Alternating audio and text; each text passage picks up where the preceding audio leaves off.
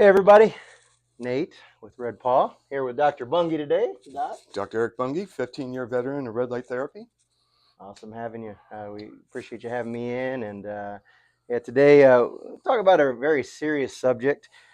You know, most people think that results start to come when you train harder, but the real issue might actually be that they're not recovering properly. And so today we're breaking down why recovery is actually that missing piece. Mm-hmm. So I figured we'd have a little talk about that. So, Doc, what's the biggest mistake you see people making when it comes to recovery? Uh, Relying on things that aren't necessarily going to be a benefit, especially if they've overworked, not being able to keep up with the oxidative stress, the wear and tear that's going on. There's a lot of supplements out there that people try and they do help. But most importantly is when we're younger, we recover. We don't really need much, but getting over 40, 45, even 50, uh, our metabolism is not as up to speed as it was when we were in our 20s and 30s. And so these intense workouts that I see a lot of folks um, indulging in, uh, we see repetitive strain injuries, shoulders, knees, hips, backs. Um, but you notice like the prevalence today of like the simple 7-minute Tai Chi exercise, and what much less intense and still provides great benefit. Yes. Would you agree that, like, I know you had mentioned with regards to the age, but would you agree that there's a mentality out there today of potentially overtraining? Oh, absolutely. Today, bigger is better. That's what it is, Yeah, And I'm worked out for decades. I'm not new to it, and so you go through cycles. yeah, You got your big. You hit your plateaus. There's a good example. What happens when you hit your plateau? How do you get beyond it? right, You know, right. and of course, as a doctor of chiropractic and working with orthopedic stuff every day, um, it concerns me seeing people wear out their shoulders or their backs or their knees. Yeah, Yeah. I think a lot of times when you see that too, people are they're overly sore. When you're overtraining, a soreness doesn't seem to go away, does it? It just takes longer. Yeah, I mean, remember we used to be able to have 2 hard workouts a week, recover fine, then down to maybe you get over 50. It's you have one good workout a week that's hard, and then the rest of the time you kind of just maintain. yeah, yeah. With regards to, you think there's a lot of people out there that ignore the recovery aspect? Well, I can't speak for everyone. However, someone that's aggressive, some of these programs are extremely aggressive, um, and people are the athletes, the fitness buffs getting involved might not really know certain risks that come with it. And then they, just take an ibuprofen and it goes away. Keep working out. Yeah, And but yes, definitely today it's another phase of, uh, bigger is better, and at any cost. No pain, no gain. Soreness is different than pain. So yeah, and so recovery, that's what I talk about all the time, whether it's personal injury cases or just wellness visits or fitness folks that come in. How do we use some modality to accelerate that recovery and provide a buffer so that we can go and have that incredible workout and be at home and not have it become uh, something more degenerative. right. Yeah. I So think a lot of people have gotten into that mentality. Oh, I'll just push harder and it'll be better. But I think we're finding out the sure. hard way that that's not always the case. You know, uh, Well, explain to me. Oh, go ahead. I'm sorry. when we were younger, we could. yeah, you know, we bounced. yeah, I remember being bulletproof. yeah. Ugh, So yeah. let me ask you this: what's actually happening in the body when we train? So there's this cellular tearing down, which then begins these what you call cytokines. That's what most people call them, cytokines. Okay, the cytokine storm. Okay, inflammatory mediators are signaling that the body needs now to go rest and recover, regenerate, on top of our daily cell regeneration, which in 90 days, 80% of our body regenerates. So on top of that, we have this inflammatory spike, which is a good thing. You don't want to suppress it with ibuprofen unless you need to, medically or something, or chronic pain. But that inflammatory cycle begins cellular regeneration. That's why we need post-workout recovery drinks. That's why we need to eat our proteins and our carbohydrates and our essential fats, so that when we go to sleep at night, this inflammatory mediators, this cytokine signals can send these nutrients to wherever we tore down. If it was a chest day, we probably have a lot of stress in the biceps and triceps and in the pecs and the lats and whatnot, and they need that nutrition, particularly while we're sleeping. And that's another good part of recovery is, go to bed early, get up early. You know, um, and I see, at the gyms, a lot of people in the morning they're full. People love working out in the morning, which probably has a lot to say about their recovery because they're doing pretty good, they're feeling pretty good, and want to get back at it. And who doesn't like being fit? I mean, I loved it. Not that I'm not now, but I'm not doing push-ups like I used to, and I'm certainly not lifting weight. I do self-limiting body weight exercises, something I learned from Gray Cook back in the day. Just what my body is very comfortable doing, which I do push-ups and I do pull-ups and some squats and things and stairs, a lot of stairs.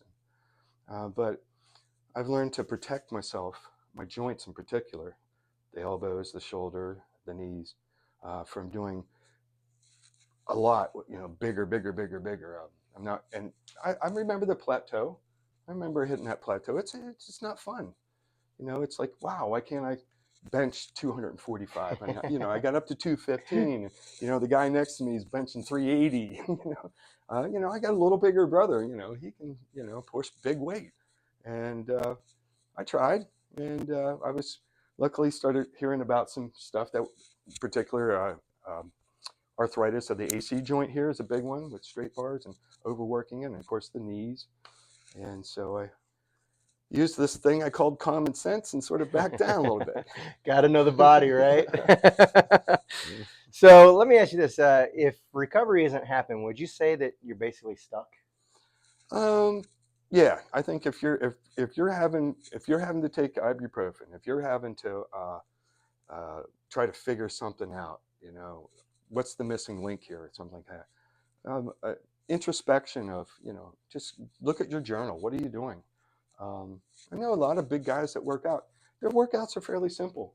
They're not, doing 50 reps of stuff. They're doing short sets, even warm ups. Everything's kind of short sets, and they're lifting big weights. So you don't necessarily have to do. Well, there's another one. You do a higher number of repetitions. On your shoulder, your elbow, or your knee, or your back, or your neck, or whatever. There's fatigue sets in. Mm-hmm. And as soon as that fatigue sets in, then you start getting aberrant movements. You start getting these little compensations. And that's where the injuries to the joint start happening.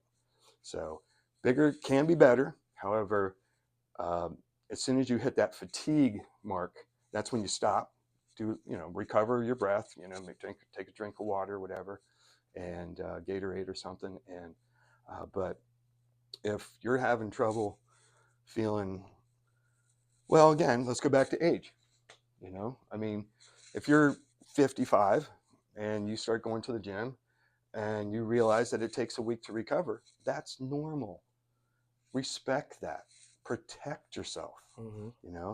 If you're 40, going between 45 is a big benchmark.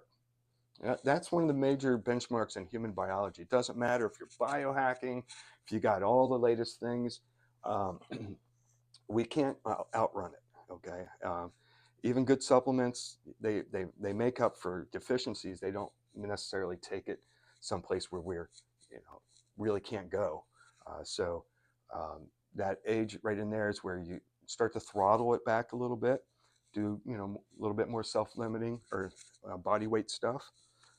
Enjoy hikes in the mountains with a weight vest on, things like that.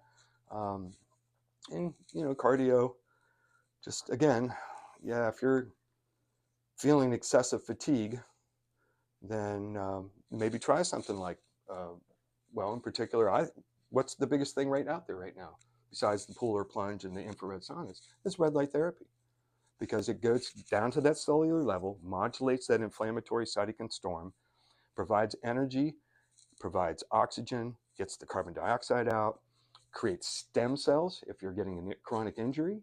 But more importantly, that night after you're using it, or you use it as a warm up, there's reduced oxidative stress in all those cells that you're just working out.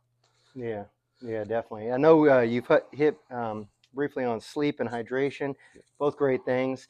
But with regards to circulation, would you consider circulation a pretty big deal in recovery as well?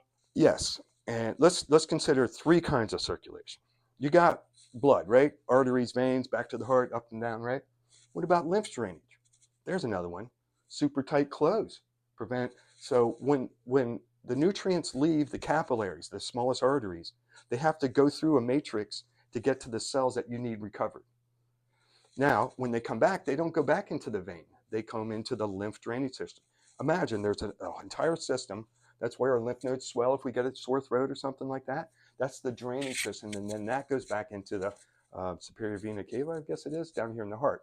So yes, blood flow, major stuff. Second, lymph drainage. That's why you always massage towards the heart. Start closest, then go distal. If you have some swelling in your knee or ankle, you start here. There's a big femoral groove. Then you get under the knee, get out, and then you get down to the foot. So proximal to distal. But the third thing is the intercellular. That's the big thing that happens with diabetes. Stuff can't get in and out of the cells. Doesn't, we get a little bit, and that's why sometimes hyperbaric is so popular for people with problems, because it forces the oxygen in. But that intercellular transportation mechanism, but it's one of the way beets, the beet powders, that nitric oxide creates not only it gets the vasculature to the cells, it gets there, but it helps stimulate transport in and out of the cell, which is again part of aging. That's part of what slows down. Plus, you compound it with pro-inflammatory life, whether it's stress or eating a lot of fried food or not eating, not eating a lot of fiber that gets a lot of stuff out of you. So but recovery, circulation is a critical part of it, from the beginning, the big, to the return, to the intercellular. I just have studied it since 1984. I mean, it's just something that as you can tell, I don't have to look at notes or anything. But that is one of the things I try to do in preventive care, wellness care, as you would call it, or for fitness recovery. Any athletes that are coming in, which we have some, just establishing that foundation of good circulation, along with deflaming it, along with the stem cells, along with the just letting them relax too. I think that's one of the big reasons I love red light myself so much. It adds such a recovery aspect to my life without adding stress or time. It just, I come into your clinic, I lay in the bed, and I just relax. I cut it off. I cut the world off, and I let my body recover. As a personal goal this year, I wanted to try 365 days straight of it and just see the difference in my body. And January 1 of this upcoming year, I'll share a little bit more, because I don't plan to get too into it. I'll let time show for itself. But thus far, I'm enjoying that journey. And let's show them the bed. Yeah, I think it's on, right? Yeah, it's on. So, of all the beds in the world, the first 30 made by Theralite, this is number 28. So I'm kind of proud. In 2019, I have what is an exceptional bed in the world. And there are some out there, and there's a lot of great panels. I've seen them all. I've seen things that are pretty impressive, but just being able to relax in this bed, it's got 4 wavelengths. It's very calming, doesn't get hot usually. It has 15 minutes. I get in it, and I'm pretty good I do about 10 to 12 usually, mostly because I'm busy and I just want to go home.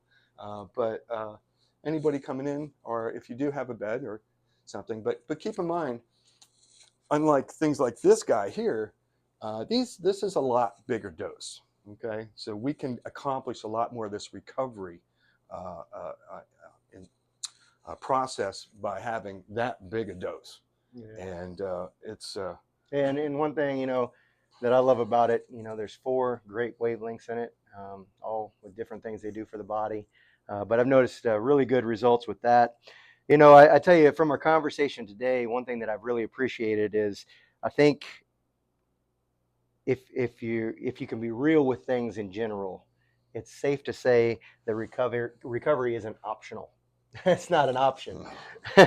So it's it just leads to, and you cannot just replace joints. I mean, the orthopedics are miracles today. Well, absolutely, it's incredible.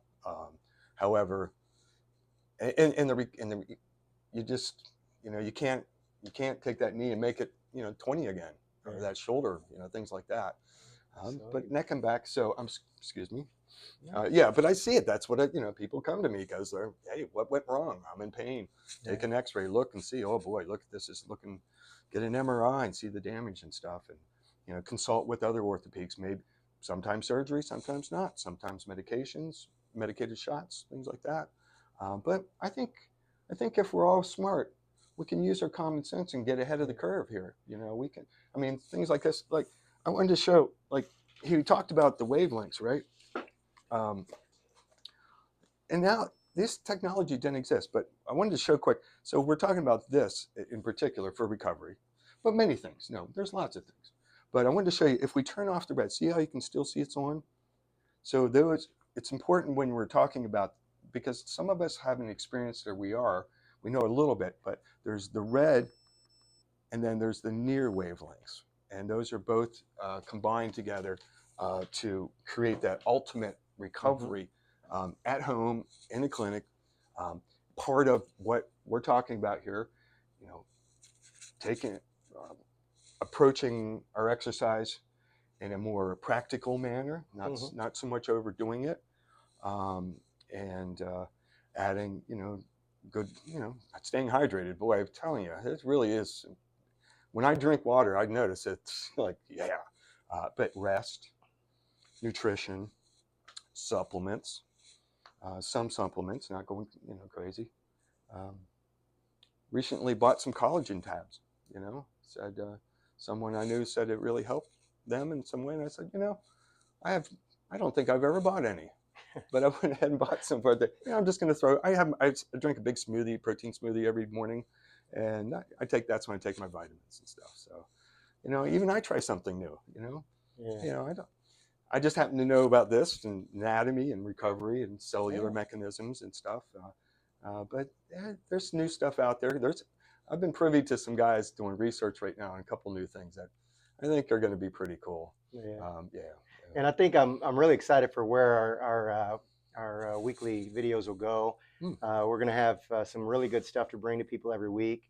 So y'all just make sure you follow us at Red Paw. We're going to come up with some great new material for you, different topics, all things that'll help us in life with regards to our recovery journey. Because as we mentioned earlier, it's not optional. If we want to stay feeling somewhat young and not destroy our bodies, we need recovery. That's a fact. And so Doc and I, we're gonna have these weekly videos to help you all and ourselves continue to stay as good as we can, as young as we can, for as long as we can, as healthy and fit, and prevent some of the things that are preventable. Yeah. So, well, once again, it is. Hey, Nate, thanks so much. Yeah, I look forward to it. I've in the last couple of years, I have journals, and so I just sit there and write out different ideas. So there's a lot of material, guys, and we got the equipment to show you. So stay tuned. We're going to come with some really fun stuff for you. All right. Look forward to seeing y'all weekly. Yep. See you soon. Yep. Take care. Bye.